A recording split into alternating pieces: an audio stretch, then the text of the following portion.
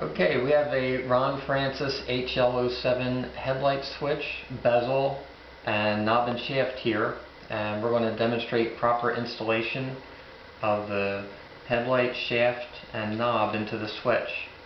First, we screw in the bezel to simulate how it's mounted in the dash.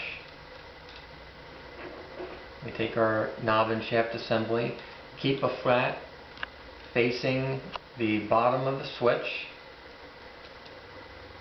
Push the button and install the knob and shaft assembly. To remove the knob and shaft, pull the headlight knob and shaft out, push the button, and it releases the knob and shaft.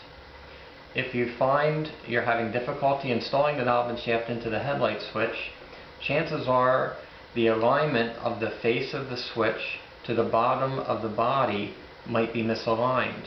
For example, if it's not a good 90-degree angle and we simulate it being somewhat cocked, when you try to install the switch,